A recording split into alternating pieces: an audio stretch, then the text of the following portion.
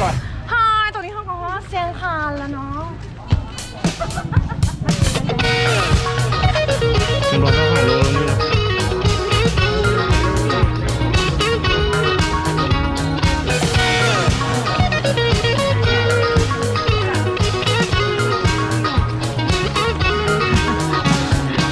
ชีวิตมันคมตื่นมาก็มีแต่ดมยา พูดยางเดี่ยววันนี้แซ่ แล้วลุ บ กขึ้นมาสู้กันต่อบางทีก็ล้มถือคนเหยียบหลังข้ามไปบ่ต้องท้อเดี๋ยวมาลุยกันต่อปลดปล่อยความทุกข์เหล่านั้นออกมาจอดอยู่ในมือสู่มันขึ้นฟ้าเตรียมตัวให้พร้อมเตรียมตัวให้พร้อม Dancing on the floor don't mind it anymore just take it step by step show your spirit to them all dancing on the floor like you've never done before let's run away till the sunshine of the dawn เห็นแต่เข้มของประเทศลาวขนาดบัดนี้มาเข้มของประเทศไทยก็เลยแบบตื่นเต้นน้อยนึงเป็นว่าห้านนี่เป็นตานังเด้อชิว ถ่ายแล้วงาม ๆมีโคกวุ้นแล้วก็เบียร์วุ้นเด้อ เดี๋ยวพูดเลยพูดกินเบียร์ก็ได้อยู่ได้อยู่ในเรื่อง ตอนทำเข้าซื้อเซียงคานวิ่งเลยไหมเป็นหรอ ไม่เหรอเรากินเร็วแล้วตอนนี้ กำลังสิเริ่มแล้วนะป่านนี้เนาะอีกเวลา20 นาทีไปจัดเลย พี่นักวิ่งขอเสียงอีกทีหนึ่งพร้อมไหม ไปดี โอเค นับถอยหลังพร้อมกันนะคะ เดี๋ยวเราจะนับที่10 9 8ตื่นเต้นมากตื่นเต้นมากข้างหน้าย้ำเท้ารอย้ำเท้ารอโอเคนะคะเราจะนับไปพร้อมๆกันมาสีแดงเริ่มนะคะไป10 9 8 7 6 5 4 3 2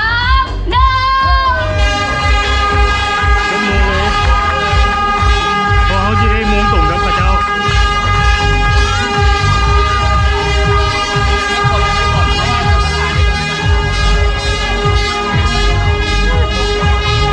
แล้วมันจะมีเวลาเปิดกับเวลาบีบเพราะว่าเขาเหยียบปั๊บมันจะเริ่มติ้งขึ้นหนึ่งศูนย์เขาจะเริ่มยันเองเวลาอันอยู่นั่นนะเดี๋ยวจะดีบ้ามันจะเริ่มหนึ่งนี่ไอ้เหยียบอันนี้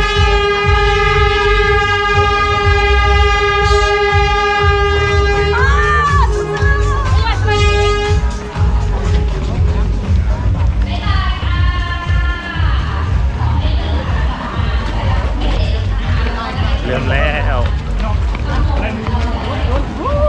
ไปน้ำกันไปน้ำกันไปน้ำกัน ไปทางไหนวะ ทางนี้แหละเนาะเอาวอมาทานกับเจ้าหวะมาทานกับเจ้า ทันจะเจ้าเห็นยังขาดตัวแหละ มีสล็อตมีทีมสล็อตอีกนี่ทีมสล็อตเจอแล้วตัวเป็นๆวันนี้ผมเห็นแรมกันดุนแล้วเป็นอะไรเพจหยังเพจหยังเนาะเพจ315ครับใช่ฟังครับทีมถ่ายโออย่าโจ๊ก3 ชั่วโมง15 3 ชั่วโมง15ครับ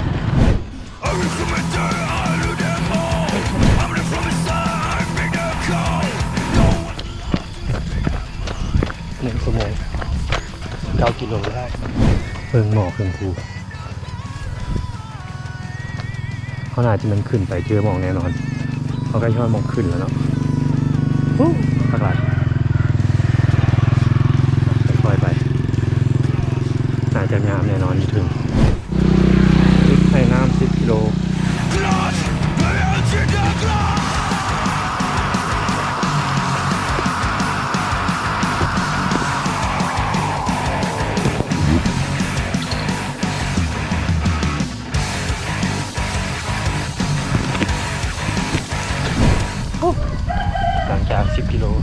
ที่หนึ่งตอนนี้เริ่มเข้าสู่ PM 2.5หรือโบแมนหมอกเห็นบ่กล้องยังบ่เห็นเนาะแต่ว่าตอนนี้มันเริ่มมีหมอกหนึงครับเดี๋ยวน่าจะเป็นใกล้ยอดเส้นทางขึ้นแล้วหรือว่าใกล้ยอดภูทอกเพราะว่าใกล้จีนมีหมอกเบิ่งฟ้าไกลบ่เห็นอย่างเลยบนฟ้าครึ้มเนาะก็ครึ้มน้ำแล้วก็มีหมอกหลายครับใส่เลือดทุกฟุตลงมาแล้ว ตากินภูครับผลเมื่อมีตะเปครับ อันนี้เป็นโลกำลังขึ้นภูชื่อขึ้นภูขึ้นมาซ้ายขึ้นภูขึ้นแล้วลงมาเมื่อกี้เห็นทุกฟุตไก่ไปแล้วลงมาแล้ว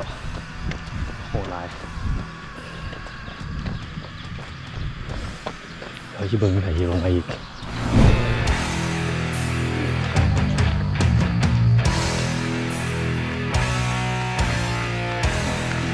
ไปหวานสู้ๆเดินทางขึ้นเรื่อยๆแล้วก็มีหมอกอย่างเดียวแดนมาได้เลยไม่เบิ่งคือยางเลย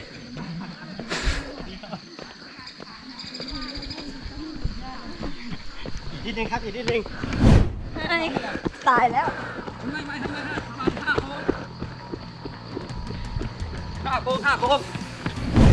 แฟนซีรัน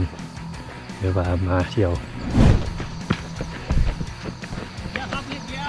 แต่โมรออยู่ด้านบนนะครับอีกนิดเดียวตายก่อนเลยนี่ก่อนแล้วทำไมนานลงมาเจ้า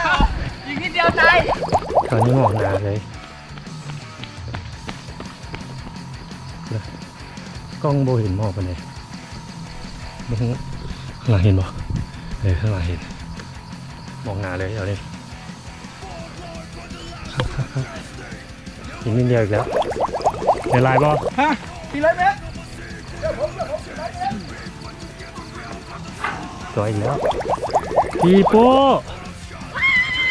สวยเด็ด พอแล้ววะหน่อยอีกแล้ว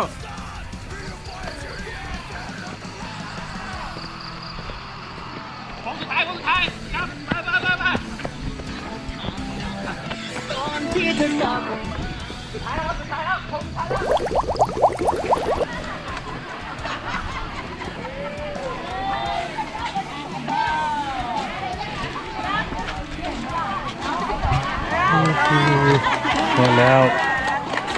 ยังไงสล็อตมึงลงเหรอกินน้ำมาลงเลยเป็นยังไงสล็อตชิลงแล้วเหรอ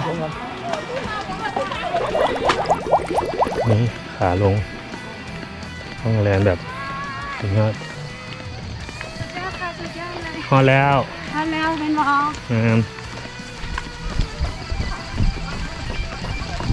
ไปนี่ต้องปล่อยไหลเลยโอ้โหดิบของจริงครับเจ้ามากปล่อยรอบ เด็กมาอยู่แล้วปล่อยรอบขาไม่ได้ไหมยิงเข้าไว้ครับยิงเข้าไว้อย่าให้เขารู้ว่าเราเหนื่อยมากครับยิงเข้าไว้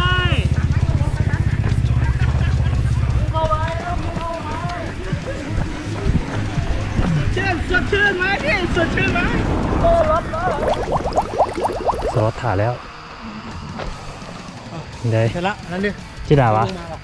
กำลังขึ้น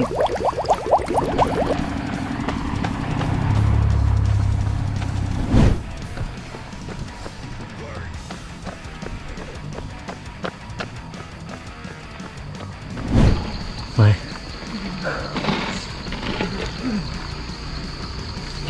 3 กิโลริมโขงครับอีก3 กิโลริมโขงครับผม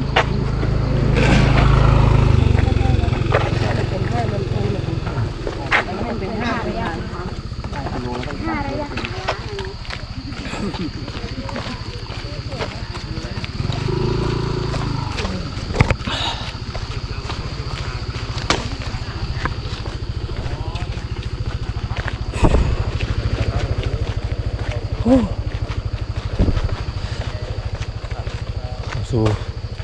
กิโลสีสาวสู่ระยะแดดมาแล้วอยู่หมองผมจะเบิ่งข้างนอกแดดมาแล้วตอนนี้อยู่ที่2 ชั่วโมงครึ่งอีก5 กิโลครับพี่บ่ได้ต้องแลนเพจต่ำกว่าเพจผมถ้าจะได้3ก็พี่บ่ได้หรอกก็ซ่าไปเรื่อยๆ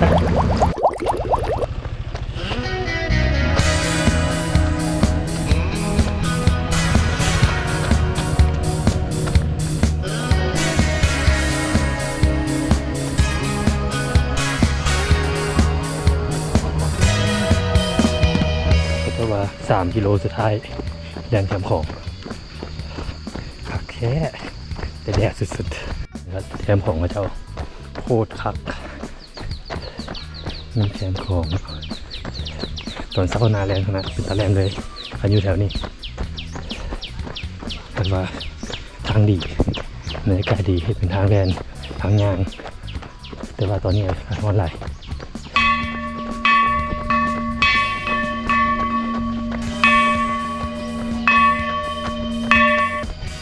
ข้างทางเบื้องหงข้างก็น้ำของกับที่นี่เขายังเป็น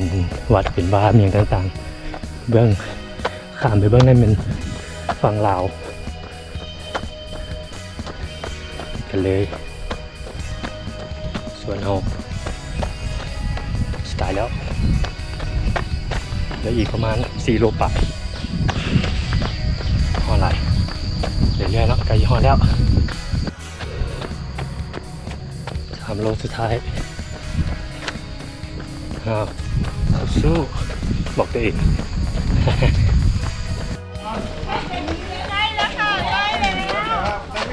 ผมใกล้จะตายแล้วพี่โอ้โหอีก2 กิโลเอาเราไปใช่ไหม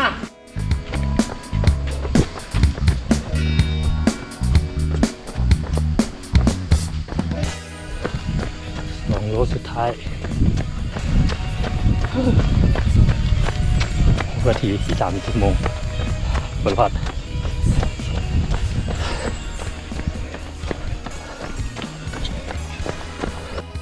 โอ้สบายดีสู้ได้จะตอนนี้ได้จะตอนนี้ จักโลเหลือจักโลเหลือจักโลนี่ เหลือโลป่ะเดี๋ยวซ่อมกันเนาะกันนะสู้ๆไปสู้ๆนะครับโลสุดท้าย3 ชั่วโมงพอดีโล 1เข้าตายแล้ว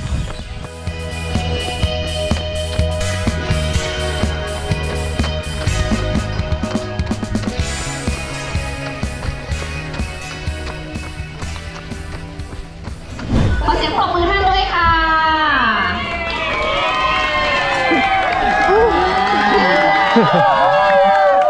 ต่อไปนะคะให้ขอประกาศเป็นฝ่ายหญิงก่อนนะคะ25 กิโลเมตรฝ่ายหญิงนะคะโอเวอร์ออลหญิงค่ะได้แก่หมายเลข1547ค่ะโทโมโกะโตคุดะค่ะ154โทโมโกะโตคุดะเป็นชาวญี่ปุ่นนะคะทำเวลาไว้ที่2 ชั่วโมง18 นาทีกับอีก59 วินาทีค่ะในความยินดีด้วยค่ะ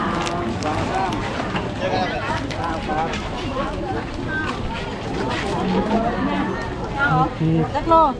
เรือฟินิชเซอร์ลืมหยุดเวลา